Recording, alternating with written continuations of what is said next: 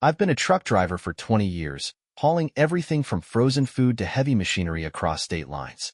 It's not glamorous, and it's not easy, but it's honest work, and it's what I do to keep my family fed and the lights on. People like me don't think much about the job being hard because, well, we just do what we have to. But if I'm being honest, it takes a toll on your body, on your mind, and, more than anything, on your marriage. The long hours on the road are lonely. The hum of the engine, the monotony of the highway stretching endlessly ahead, those are constants in my life. But it's the absence that's the hardest. Every time I park my truck at some faraway rest stop for the night, I wonder what my family's doing without me. I think about my wife, Melissa, sleeping in our bed alone. I think about my kids, Caleb and Megan, growing up while I'm not there to see it. Those thoughts have a way of gnawing at you if you let them. Melissa, on the other hand, has always had a stable, prestigious job. She works as a financial consultant, earning more than her fair share of respect, and, honestly, money too. There was a time when we used to joke about how I brought home the bacon while she brought home the gourmet dinners. But lately, those jokes have felt more like reminders of how different our lives have become. She works from home most days, dressed sharp even in front of her laptop, her career perfectly tailored to the house we built together. I guess that's what makes this all so ironic. She has everything I've worked my ass off to give her.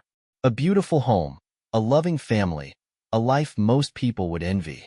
And yet, here I am, driving endless miles away from all of it, while she gets to be at the center of it every single day.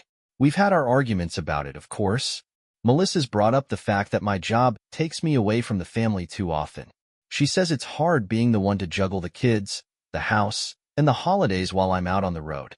And while I've always felt bad about missing out on birthdays or school events, I've also told her time and time again that I'm doing this for us. For her. For the kids. She always nods like she understands, but lately, I've started to feel like the gap between us is widening. The thing is, I never thought much of it. Marriages go through rough patches. That's just life. I figured if I kept working hard, saving up, and planning for a future where I could cut back on the trips, things would get better. But sometimes life has a way of slapping you in the face when you least expect it. That slap came in the form of a photo. It was the middle of another long haul, somewhere between Omaha and Denver, when my phone buzzed in the cup holder. I glanced at the screen to see a message from Caleb, my 16-year-old son. Normally, I'd pull over to read his messages, but the highway was empty, and curiosity got the better of me. I grabbed the phone, quickly unlocking it. What I saw nearly made me veer off the road. It was a photo, taken from a distance, but clear enough to leave no doubt. In the picture, my daughter Megan, only 18 years old, was walking with a man I didn't recognize. He looked older, mid-40s maybe, and the two of them were heading toward a sleek black car parked at the curb. The next few photos Caleb sent showed Megan climbing into the passenger seat and the car pulling away. The message below the photos was short, but hit me like a freight train.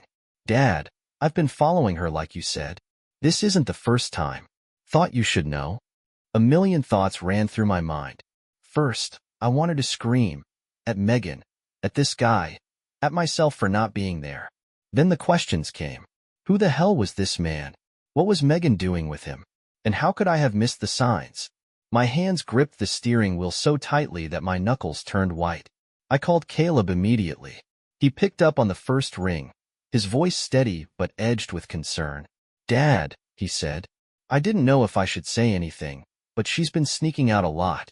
I followed her today because I thought something was weird. That's when I saw them. Did you get his license plate? I asked, my voice hoarse. Yeah, I did, Caleb said. I sent it to you. I opened the text message and saw the plate number clear as day. I felt a flicker of pride that Caleb had been so thorough, but it was quickly drowned out by the anger simmering inside me. Good job, son, I said, my voice tight.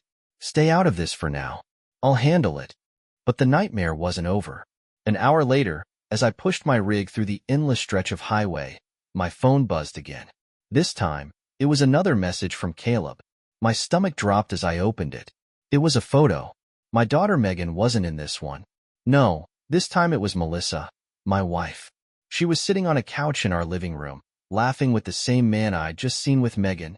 They looked comfortable, familiar. Too familiar. Caleb's message under the photo was simple but devastating. Dad, it's not just Megan.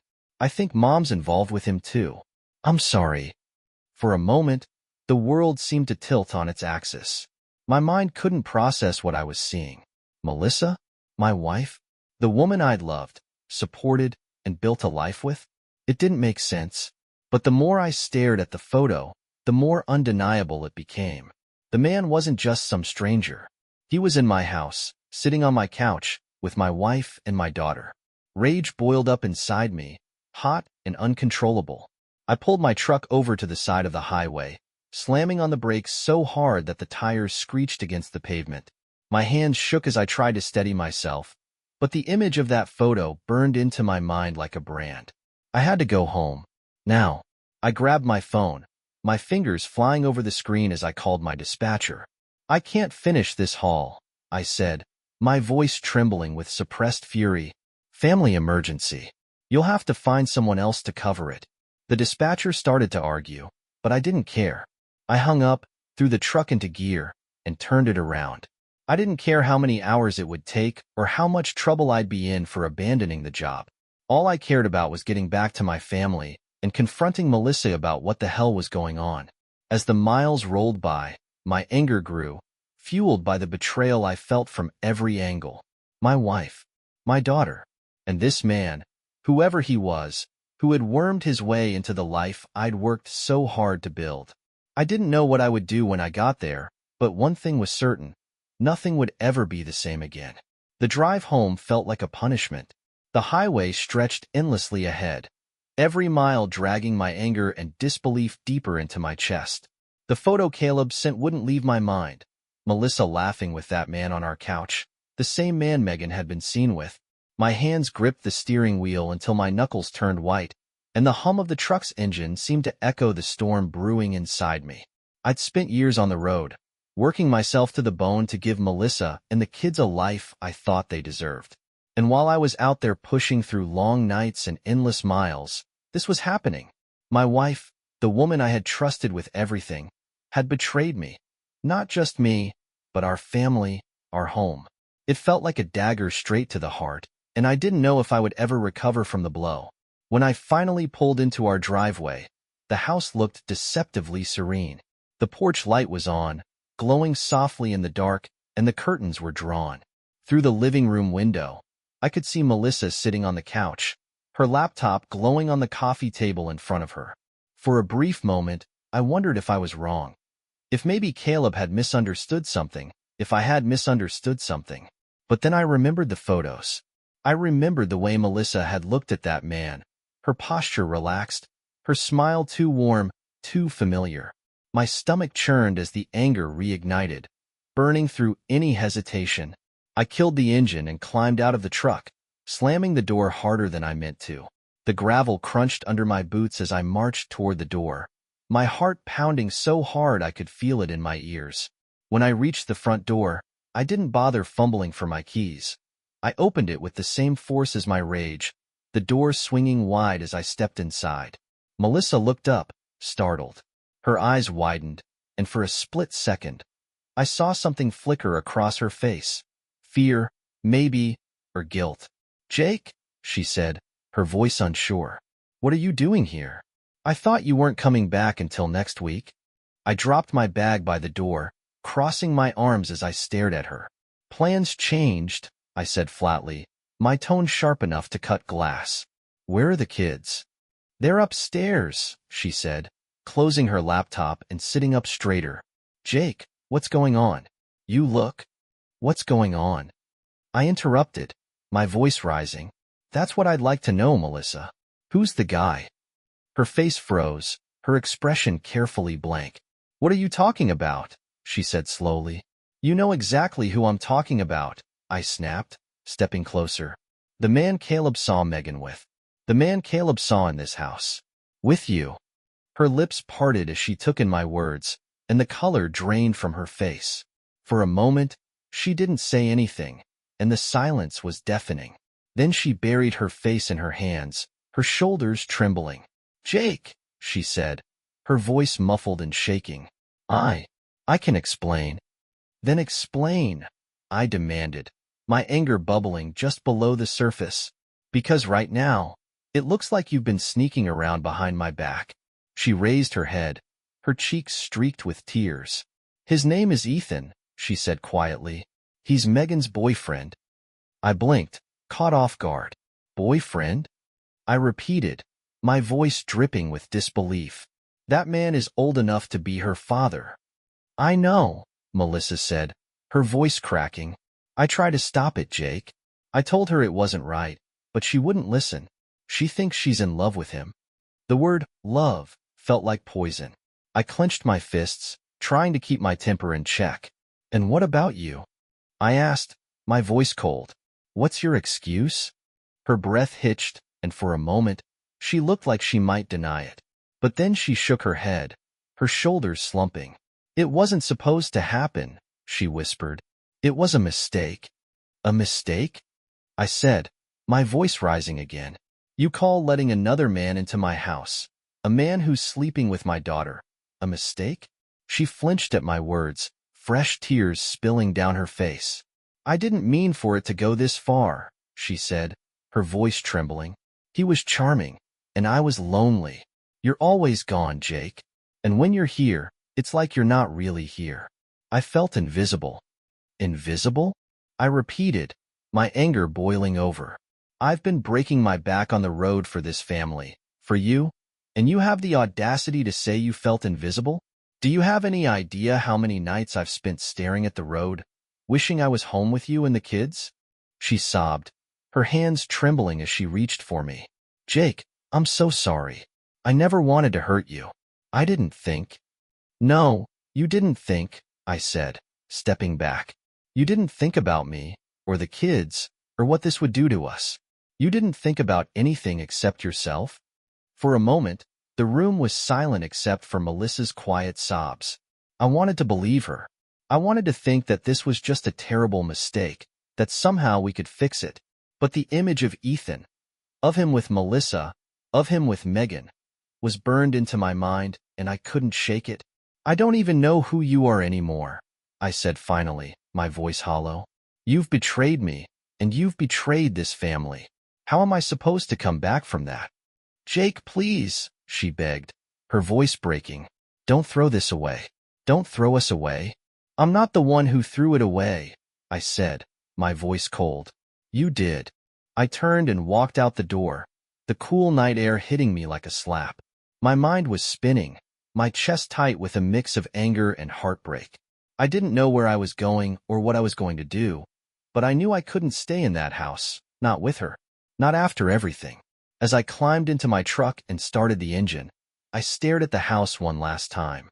It looked so peaceful, so ordinary, but now it felt like a stranger's home. I gripped the steering wheel tightly as I pulled away, my thoughts racing with everything I wanted to say but couldn't. This wasn't over. Not by a long shot. The drive was long and aimless. I wasn't ready to face whatever waited at home, but I also didn't know where else to go. Every thought burned like acid.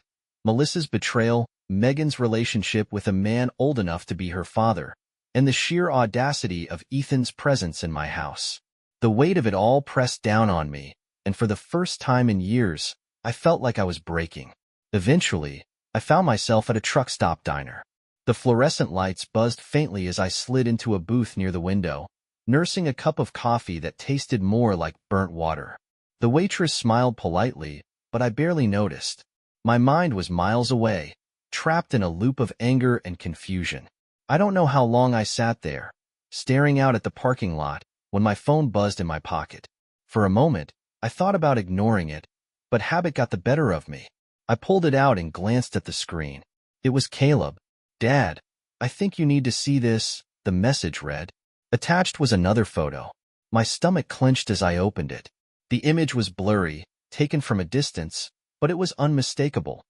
Ethan was in the driver's seat of his car, and sitting next to him, laughing, her hand on his arm, was Megan. Below the photo, Caleb's message continued. They're heading toward the motel on the highway. I followed them. Mom doesn't know I left.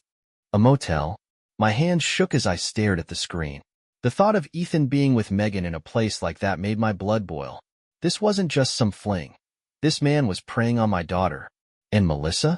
She let this happen, brought him into our lives like he was nothing more than a friend. I wanted to scream, to hit something, but I forced myself to focus. I called Caleb immediately. He answered on the first ring. "Dad," he said, his voice hushed.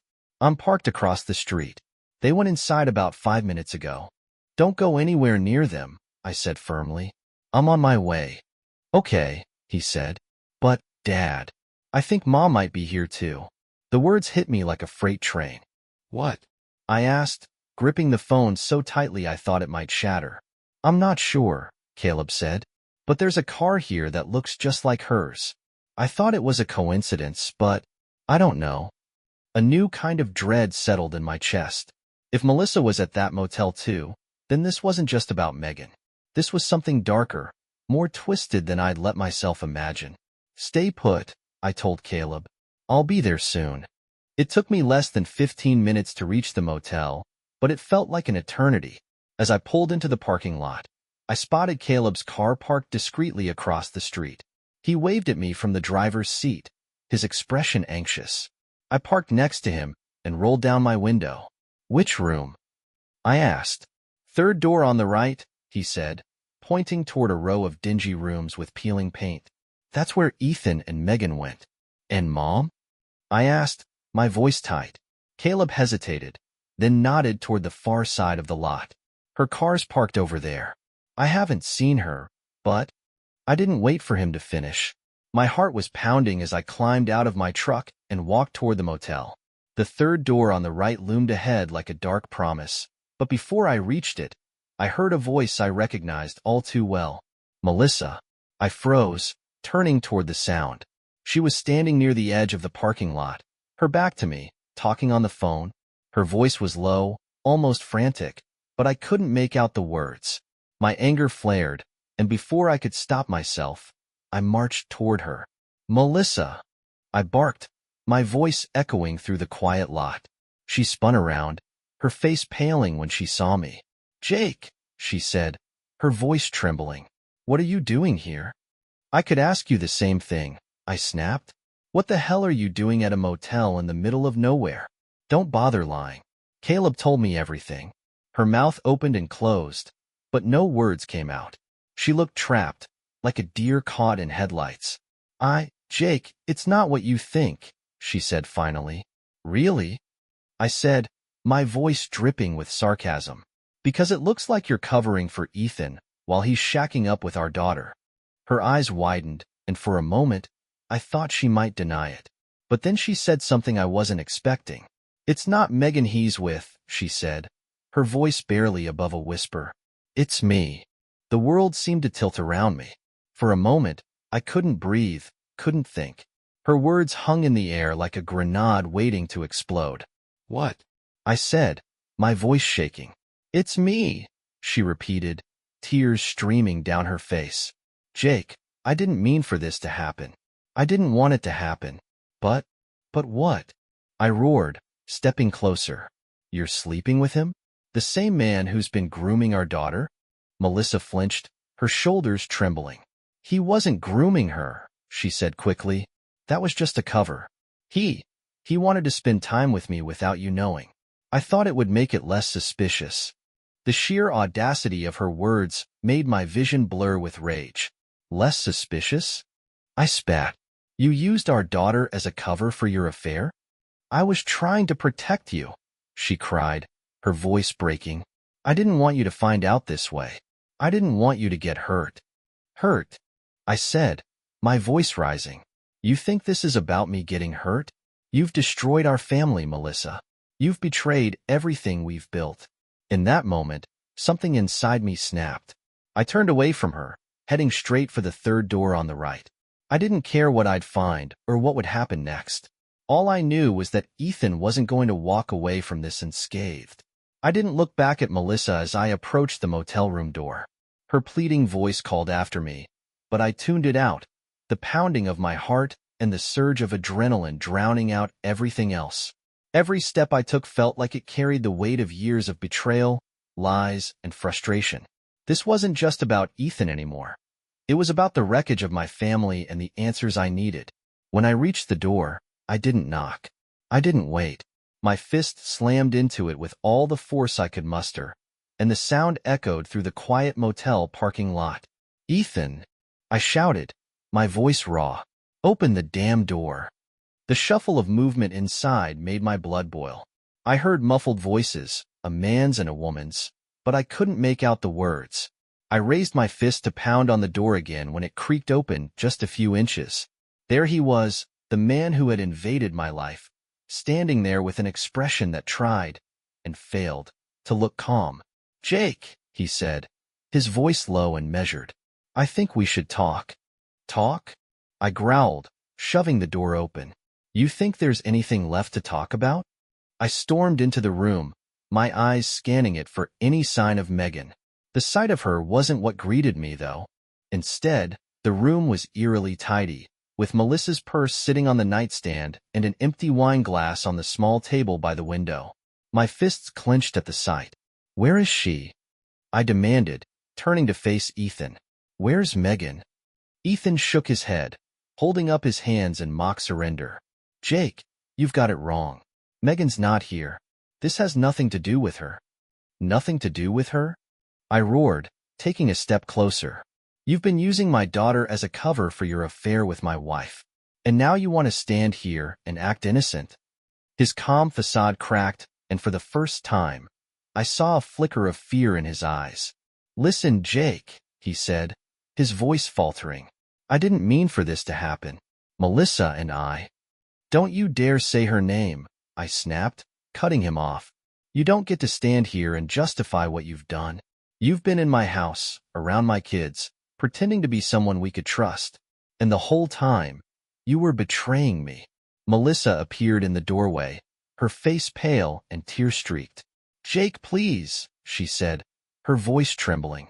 "This isn't helping." I turned to her, my anger surging again.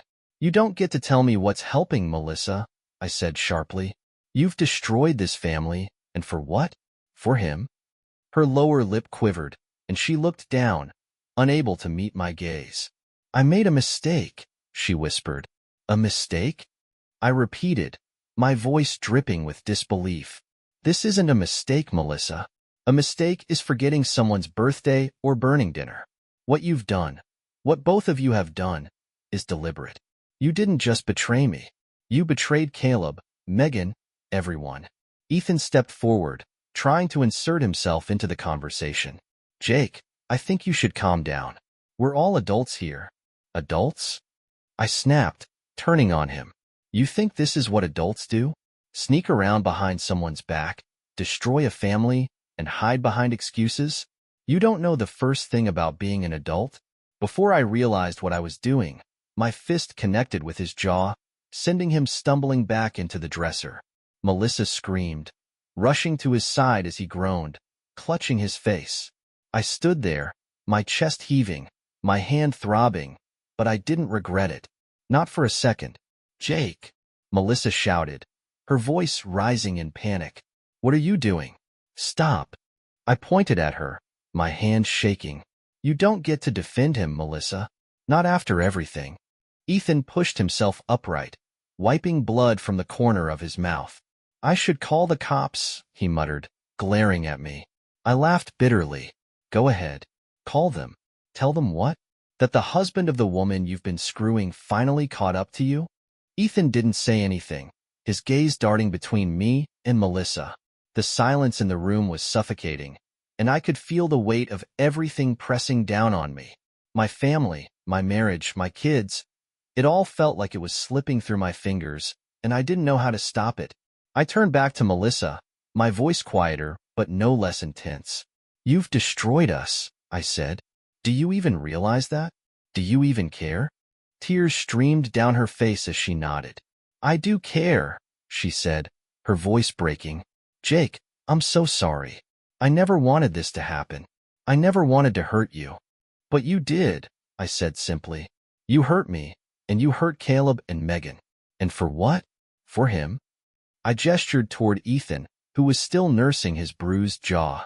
Melissa didn't respond, and the silence spoke louder than any words could. I stared at her for a long moment, searching for something. Remorse, regret, anything that could make me believe this was salvageable. But all I saw was someone I no longer recognized. "I'm done," I said finally, my voice hollow. "I'm done trying to fix this. I'm done trying to understand. You made your choice, Melissa, and now I'm making mine." Her eyes widened, panic flashing across her face. "Jake? No. Please. Don't do this." I shook my head, stepping back toward the door. "You already did this," I said quietly. "I just didn't see it until now." Without another word, I walked out of the motel room, leaving Melissa and Ethan behind. The cold night air hit me like a slap, but it was nothing compared to the storm raging inside me. I didn't know what the future held, but one thing was certain. I couldn't go back. Not after this. The drive home was eerily quiet, the kind of silence that made everything feel heavier. The faint hum of the truck's engine was the only sound, but even that couldn't drown out my thoughts. The motel confrontation replayed in my mind like a film on a loop. Melissa's tear-streaked face, Ethan's smug expression, the overwhelming rage that had boiled over when I threw that punch. I'd walked out, but I hadn't escaped. The betrayal, the lies, they clung to me, weighing me down with every mile. For the first time, I felt truly untethered, like the life I'd spent years building had been burned to the ground. All I had left were the ashes. When I pulled into the driveway, Caleb was waiting for me on the porch. His face was tight with worry, his hands shoved deep into his hoodie pockets. He looked more like a man than a boy in that moment, and it broke my heart. I'd wanted so much more for him, for Megan, for all of us. "How'd it go?" he asked, his voice hesitant. I shook my head, climbing out of the truck and walking toward him. "It's bad, son," I said honestly. "Worse than I thought." His jaw tightened, but he didn't press me for details. "Megan's inside," he said. "She's upset." I nodded, my chest tightening at the thought of facing her. Whatever anger I felt toward Melissa and Ethan, Megan was still my daughter. She'd made mistakes, but she was young, too young to understand the full weight of what she'd been pulled into. "Thanks for staying on top of things," I said, resting a hand on Caleb's shoulder. "You did good, kid." He gave me a faint smile, but it didn't reach his eyes. "I just want us to be okay." I swallowed hard, fighting back the lump in my throat. Me too. Inside, the house felt colder than usual, the weight of the night casting a shadow over everything. Megan was sitting at the kitchen table, her head down, her long blonde hair falling like a curtain around her face. She didn't look up when I entered, and the sight of her so defeated made my heart ache. "Megan," I said softly, pulling out a chair and sitting across from her. "We need to talk." She nodded but didn't meet my eyes. "I already know," she said, her voice barely above a whisper. "Caleb told me." I took a deep breath, trying to steady myself. "I'm not here to yell or punish you," I said. "I just want to understand. How did this happen? How did you get involved with someone like Ethan?" Her shoulders shook, and for a moment, I thought she might shut me out. But then she looked up, her blue eyes filled with tears. "I didn't know at first," she said, her voice trembling. "He said he cared about me, that he wanted to help me with school and life. I thought he was just being nice." I clenched my fists under the table, anger flaring again, but I forced myself to stay calm. "And when did it change?" I asked. Megan wiped her eyes with the sleeve of her sweater. "I don't know," she said. "He started saying things that made me feel special, like I was more than just some kid. But then Mom started spending time with him too, and everything got weird." The pieces were falling into place, but the picture they formed was one I wished I could unsee. Ethan hadn't just betrayed me.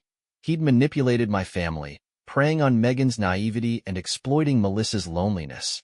He'd torn apart everything I'd worked so hard to protect, and the worst part was that I hadn't seen it coming. "Megan," I said, my voice firm but gentle, "none of this is your fault. Do you hear me? He took advantage of you, and that's on him." She nodded, fresh tears spilling down her cheeks. "I'm sorry, Dad," she whispered. "I didn't mean for any of this to happen." "I know," I said, reaching across the table to take her hand. "But from now on, we're going to do things differently. We're going to move forward. together. No more secrets. Later that night, after Megan had gone to bed, Caleb and I sat in the living room, the tension between us palpable.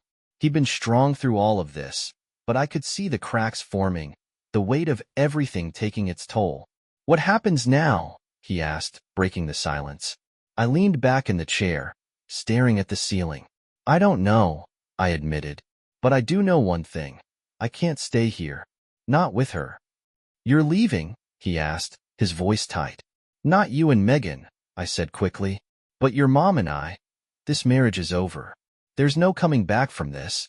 Caleb nodded slowly, his expression hardening. "Good," he said. "She doesn't deserve you." His words stung, but they also filled me with a strange sense of relief. I'd spent so long trying to hold everything together, to be the glue that kept our family from falling apart. But now, I realized it wasn't my job to fix what Melissa had broken. It was my job to protect what was left. The next morning, I sat down with Melissa at the kitchen table. The kids were upstairs, giving us the privacy we needed for what was about to happen. She looked tired, her eyes red and puffy, but I didn't feel sorry for her. Not anymore. "I'm leaving," I said, cutting straight to the point. She flinched but didn't argue. "Jake, please," she said, her voice cracking. "Don't do this. We can fix this. We can go to therapy, work through it." "No," I said firmly. "This isn't something you fix, Melissa. You made your choice when you let Ethan into our lives.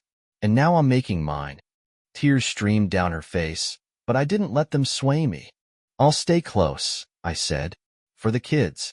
But as far as we're concerned, this is the end." Walking out of that house was the hardest thing I'd ever done, but it was also the most liberating. For the first time in years, I felt like I could breathe again. The road ahead was uncertain, but at least it was mine to travel. And this time, I wouldn't let anyone else drive. It's strange how life can feel both unbearably heavy and startlingly light after you've lost everything. That's how I felt in the days, weeks, and months following the night at the motel. Melissa's confession, the confrontation with Ethan, and the decision to leave. It had all happened so fast, yet the weight of it stayed with me, like chains dragging behind me wherever I went. But the thing about chains is, eventually, you learn how to break them. And that's what I've been doing, one link at a time. The first link I broke was the house. It was Melissa's idea for me to leave, at least initially.